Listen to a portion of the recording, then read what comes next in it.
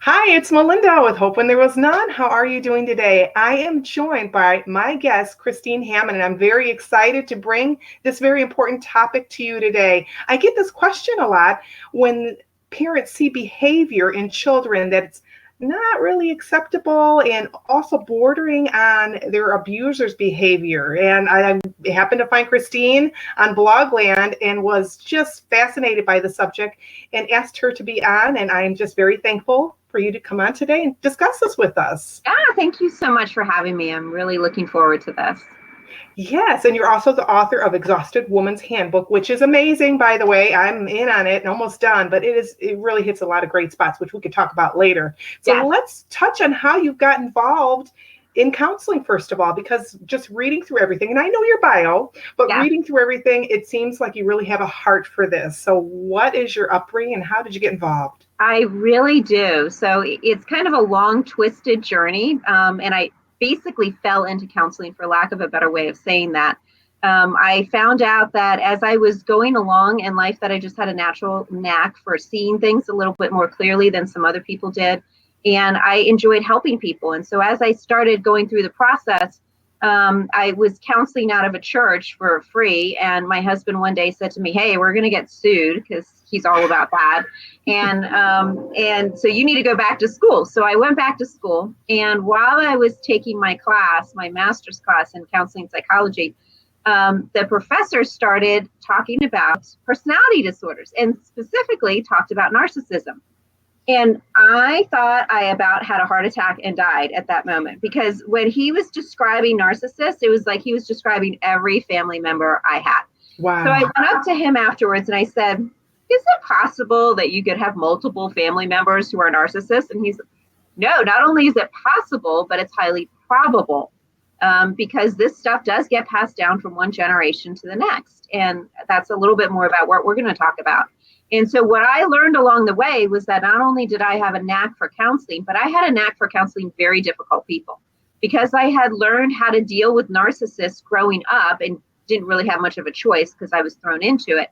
That by the time I was an adult, I really had developed some skills that were just finely tuned. And that, in combination with my personal experience and then now professional experience for counseling this population for well over 15 years now, like I have really developed like a nice little niche for myself of just what works and what doesn't work. And so we can talk a little bit more about that today. Oh, great. Because honestly, there's not too many people that like to touch on that. And I know that from personal experience, seeing other counselors during my own divorce and separation, and they really don't like to. This is a touchy subject for them, especially when you get kids involved. It is. Yes. So since we're going to talk about kids, how can we, some tips and suggestions? I'll let you go ahead and speak. Absolutely. So when it comes to kids, like first I want to start off by just kind of setting a premise for how somebody becomes a narcissist, because I feel like we can't talk about kids unless we really like do the backstory on that. And so there's 3 components to becoming a narcissist. Part A is DNA. You have absolutely no control over DNA. DNA exists, it gets passed down from one generation to the next. Like, so think of it like as a hidden trait that's inside of you, but it doesn't necessarily have to be activated. The activation comes through part 2, which is then your environment. So your environment can draw it out. It could be through parenting, it could be through a trauma. There's any one of a number of ways that the narcissism could be drawn out and then reinforced. And then the last way, believe it or not, is a little bit of choice. And that's thrown in as part 3. And the reason why I say a little bit of choice is because as you're forming into an adult, especially during your teenage years, you're kind of searching for, who do I want to be? Who would I like to be like? And you're taking on different personalities and profiles along the way and saying, oh, I really like this. I like this trait from this person and that trait from that person. Kind of put it together in this little soup mix that becomes yourself. Well, along that way is like an acceptance of it's okay for this narcissistic trait to exist. And you adopt it and say, it's okay. And I'm going to accept that within myself. And then that's part of the acceptance and also the choice factor. So we have DNA, then we have environment, and then last we have choice. And that's why we can't really diagnose somebody as being narcissistic until they've hit 18. Although in today's society, I really say 21, because for whatever reason, our teenagers have managed to extend teenagehood, I think, well into the 20s. So I feel like we're more like at the 21 time period than we were at 18 in the past. And the other component, like technically, diagnostically, we have to have 5 good solid years of this behavior before we can diagnose somebody as being narcissistic. So I need to be way into like teenagehood all the way through like early 20s before I can officially say, okay, yeah, somebody has the characteristics and the traits of being a narcissist. So like we can't diagnose a 5-year-old as being narcissistic. So that's why I went through all of that explanation, because I don't want to say like 5-year-old kids can be that way. But by the time they hit 12, if we're still seeing some traits, like now we're kind of on the path towards maybe that becoming a diagnosis in their future. And there's a huge difference between a tendency towards the disorder and the full-blown disorder. So you could have traits and tendencies of a disorder and not have the disorder itself. And so it's just, think of it as like a milder version, like a mild salsa versus a hot salsa, right? There's like a huge difference between the two. And so in the mild salsa, it's still like, you can still taste that it's salsa, but it's mild tasting. In the hot salsa, it's like really spiced up and like you're going to get a lot of flavor. Well, that's the difference between the traits of being narcissistic and the full-blown disorder narcissistic. Wow. I know that was a lot, right? And I know personally, I always focus more on choice when you get to adulthood. Yeah, definitely a lot more in choice. And that sounds like you're almost evolving bullies around that time too. When they're children, you see a lot, maybe it coming out as a bullying. Yes. So like in the early stages of kids, kind of what you're looking for are kids who bully, and like, why are they bullying? And so some kids are not always bullying because they've been bullied, although some do that.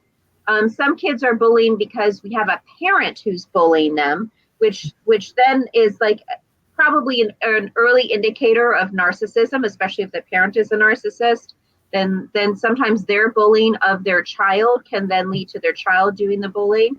And sometimes kids are bullying because they've been traumatized. So like some types of abuse can manifest itself as a bullying behavior, as a defense mechanism for a child. So we can't like lump all narcissists into the category of bullies, because that's not fair. But you can see signs of it, and it's just an early indicator that you just have to look for and then understand, why is the child doing that behavior? What's behind it? Okay. So what steps can you take as a parent if you see this behavior? So if you see that your kids are doing this, I would actually sit them down and try and find out what's going on, and take an inventory of your own life. Like, what do you see as a parent? Like, pretend you're on the outside of your family and you're looking in. Like, what do you see? Do you see that maybe there's another parent that is bullying them? Or maybe it's a grandparent. It doesn't always have to be a parent. It could be a grandparent. Or it could be a sibling. I've seen that a lot of times too, where we have one sibling that's really picking on the other sibling. And so you want to kind of look at, where is it coming from? So look at it from the outside looking in, as if you were analyzing the situation yourself. And then get some feedback from the kid. Like, ask your child, not in the moment that they're doing it, not in a moment where things are super contentious. Go take them out for a bike ride, take them out for a walk, go shoot some hoops. Like, get them active and doing something else. And then that's when you can get the most information out of them, and start asking them just some questions. Like, so like, tell me what happened the other day with Johnny when you guys were at the playground, like what really went down, and just see what you can get from that. And then once you get more information without judging, this is a non-judgmental zone when you're doing this, and a non-parenting zone. So whatever the kid says, like, they can't get in more trouble than they already were before for what they say. Just like saying that real quickly. And then you ask the kid, well, like, how do you think that made the other child feel? How do you think it came across? And see if they have empathy or compassion for what the other kid went through. And if so, like, well, when have you ever felt that way? When have you ever felt as upset as maybe this other kid felt? And then that might be some clues as to where it's actually coming from. So you're going to have to be a bit of an investigator. You're going to have to be sneaky about it because you can't be judgy about it. And that's the biggest mistake that most parents make in that regard. Okay. I could see that. I can definitely see that. Now, what can you do though if you know, like, it's an ex-husband, ex-wife, or maybe you're not separated from that person? How can you subtly make changes, especially when a child, and I experience this myself, becomes violent in the home or mouthy in the home? How do you handle something like that? Because in the moment you don't want to jump down their throat because emotions can really go kind of crazy there. What can you do? So it's really important to have set rules for the household, right? Okay. And so if we know that somebody is super mouthy, like one of the rules would be speak nicely, right? It's never in the negative, like no foul talk or don't do this. It's always in the positive, right? Okay. So think of it as having like 5 rules that you would stick on your refrigerator door. And these are rules that you kind of buy in with the kid, right? So you like sit the kid down and you say, hey, what are some rules that you think that we should have in this house? And I have to obey by the rules and you have to obey by the rules. Like it's a whole family event where we're all agreeing to these rules together. And then you set up a consequence and a reward system. So there's a consequence if it happens, what is going to happen to you? So it's immediate, swift.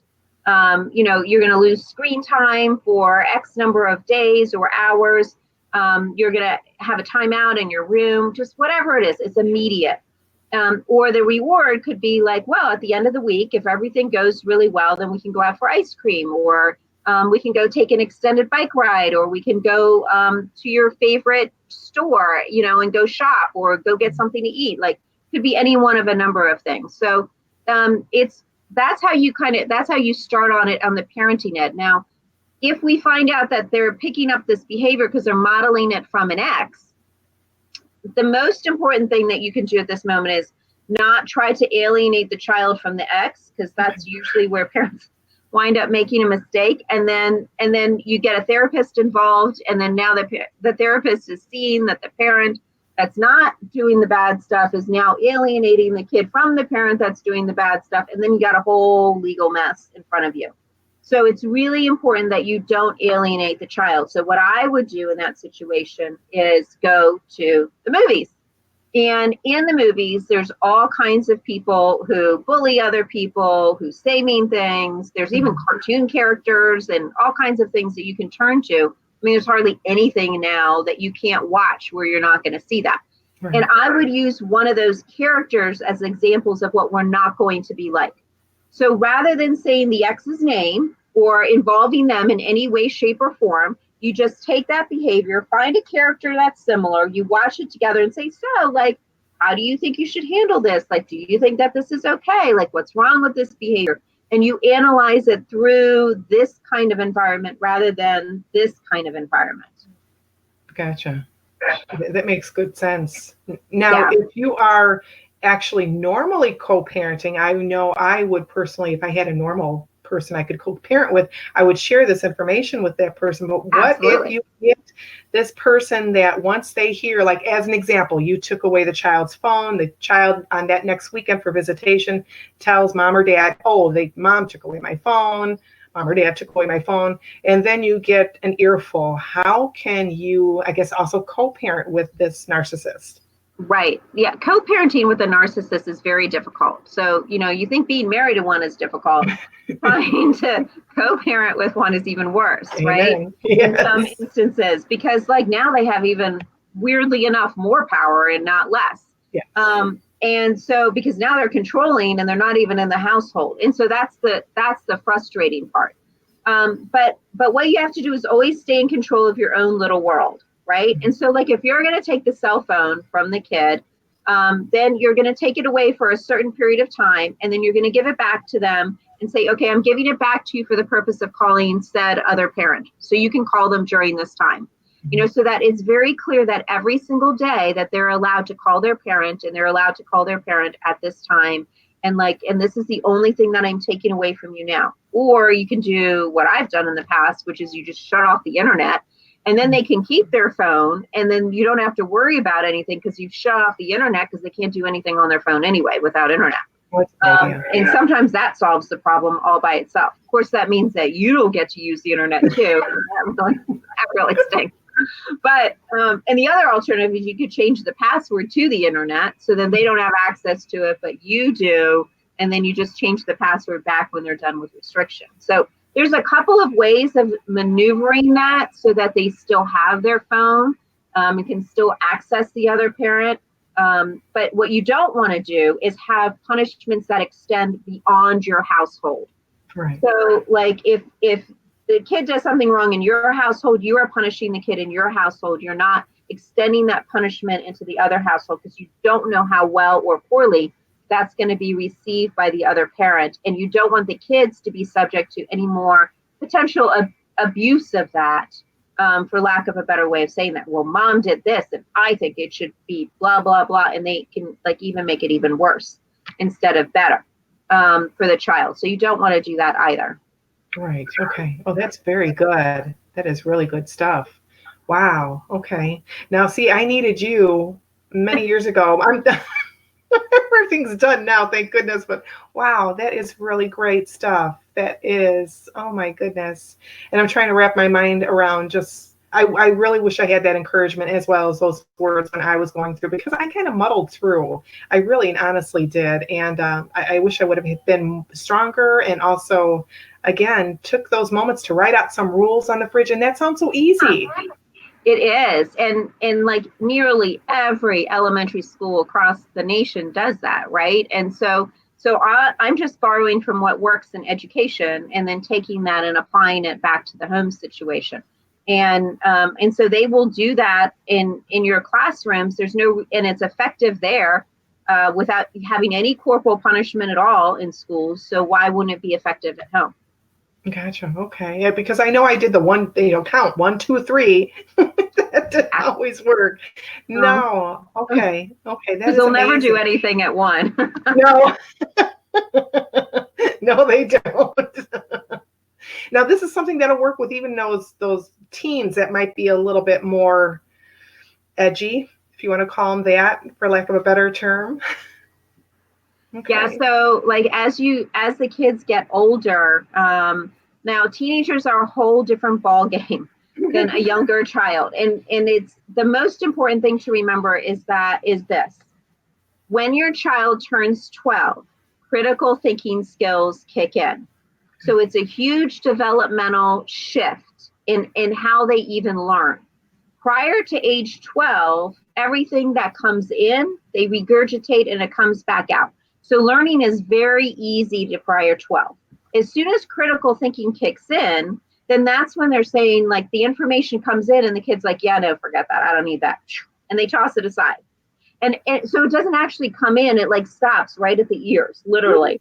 And only the stuff that they want to come in actually comes in. And then when it's met with critical thinking, depending on how good or bad they are at critical thinking skills, it comes out in some weird, twisted kind of a way that you're not even quite sure that, did I say that? Like maybe I need to record myself because I could have sworn I said something else, but how did they get that far off?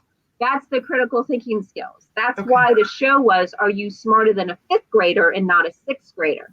Because 6th grade is age 12, and then that's when everything changes. So there was actually a reason for that, believe it or not. Well, thank you. I didn't. When you hit 6th grade, you're smart at 5th grade. You're super dumb when you hit 6th grade. Even like you're starting all over again. Okay. Wow. So just trying to remember that. And then the other thing you got to remember about teenagers is developmentally, and this is what we look for in psychology. We look for kids who are actually trying, and I know this sounds awful when I say it, but bear with me, who are looking for the influence of their peers during this age. I know that sounds terrible because their peers are crazy, but it's a normal developmental cycle that they have to go through. And they have to go through that strong peer influence because they've got to learn how to work past that in order to get to the next stage of development, which is where you decide whether or not you're going to have somebody that you're going to live with for the rest of your life or not, or what that's going to look like going forward. Because you can't find the right person until you know who you are. And you're not going to know who you are just from mom and dad. You've already learned from mom and dad who they think you are, but now you have to mix it with your friends And then outside of that, then you can start to have a relationship in your 20s with somebody else that is, because you know who you are, then you can find somebody else who knows who they are. That's the healthy version of what it looks like. So the hard part is like these teenage years, there's going to be so many questions, so much natural disobedience, so much like critical thinking that goes on. They're going to think they know everything. They're going to think their friends are way smarter than you. Like, and then you add in a little narcissism to the mix, and you're really going to feel like you're losing your mind. And because that's exactly what happens. But you got to bear with it. And the goal during this phase is, and I'll never forget this. I had a therapist who said this to me when my kids were going through this age. He says, you have a choice when they're teenagers. They're either going to love you or they're going to respect you. You got to take your pick. You can't have both. So I chose respect over love, hoping that at the end of teenagehood that they would actually start loving me again. And it worked with my kids. So I chose respect over love. And the whole thing wound up working out for me. So I encourage you that as you're going through these years, it's more about respect and less about seeking out their love and making sure that they're happy all the time and everything's okay. Oh, wow. That is awesome. That really is. And I can see that now because I had that dilemma too with my eldest daughter. And I knew I didn't want to be her friend. I love her to bits, but I had to stop at those crazy teenage years. And I did. I wanted her to respect. I've always said, you can respect my title. You don't have to love me right now, but at least respect me, respect my title. And that's where I've always felt. And even with my ex as well. And now she's in her 20s. And we have an amazing relationship. We talk on the phone all the time. I mean, maybe 3 or 4. I talk to her more now as an adult than I did when she was living with me. Yeah, that's normal. That's really normal. And parents tend to forget that. Like, but we were kind of like that when we were teenagers, and we forget that too, you know? Yeah. So, it happens. Everybody goes through it. It's normal. It just seems like it's a little more crazier, especially when you're dealing with a volatile situation, an abusive situation of some sort. You've got all of that going on, and then on top of that, you hit these children that are going through these emotions, and they're all up and down because they're going through the same craziness as well that you're going through, but they can't. I always said that I'm not an expert, but they don't know how to act on it as we do, where we could do the journaling or talk with somebody. They just seem to act out. Right. Definitely. Oh my goodness. So let's go ahead. We touched on a lot of great stuff here. Let's talk about your book. Thank you. So I wrote the Exhausted Woman's Handbook because one client after another, I just kept seeing how exhausted women were. And so I wrote this book from my own experience as being an exhausted woman, from raising kids, being married, going back to school, having a full-time job, just the craziness of life, and how you can overcome that exhaustion so that you're thriving and not just surviving. And you can get it on Amazon and also Barnes & Noble. Yes, Amazon and Barnes & Noble. Yes.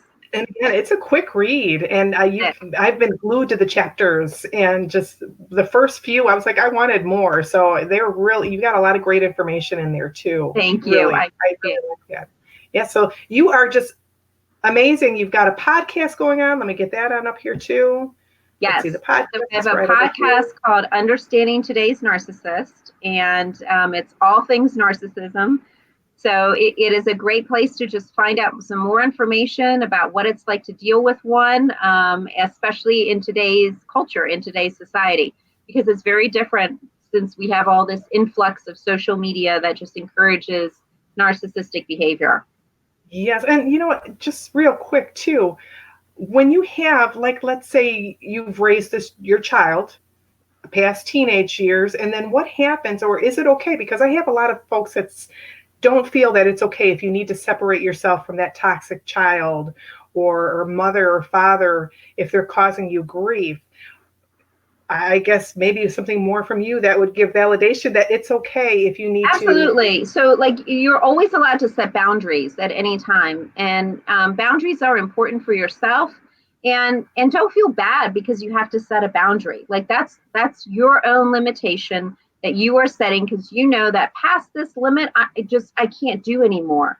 And I have nothing more to give and nothing more to offer. And so we're all allowed to have limits of ourselves. It's not like we have a natural limit of our own skin, right? That's a natural limit for all of your organs and your muscles and your veins. And so like, not only do we have natural limits, but we also have psychological limits and emotional limits. And so when you know what those are and you set those, there's nothing wrong with that. Okay. Just be clear about it. Don't leave anybody in the dark. No accidental silent treatments. No ghosting. Okay. Well, the boundaries, you bring that up real too. How could we help our children, whether before they're 12 or even afterwards, start to learn about boundaries and how to set those as well? So I use their friends. Like I never use parents. Like I always use friends in that scenario. And so we talk about their friendships and any friends that I feel like they might need to set boundaries along the way with, like a friend is acting up or not saying nice things, or they're texting stuff that is just inappropriate, like learning how to set boundaries within your friend group. And that's the safest way of starting it.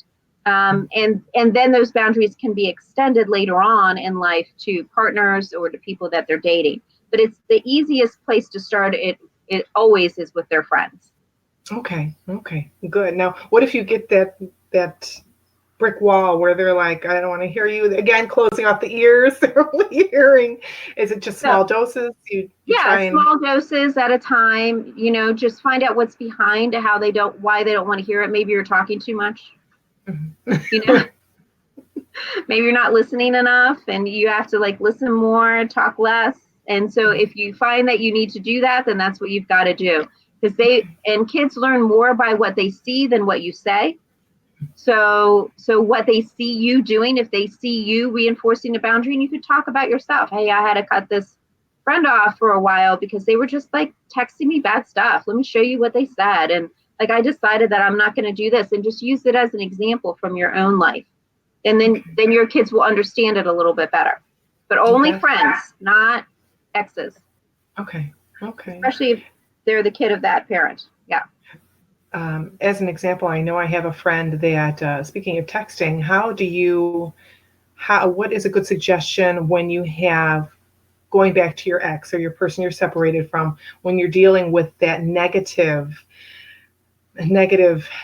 parenting relationship that you're going through? How can you remain kind of neutral, even though you really want to scream and shout that this person's a bad person?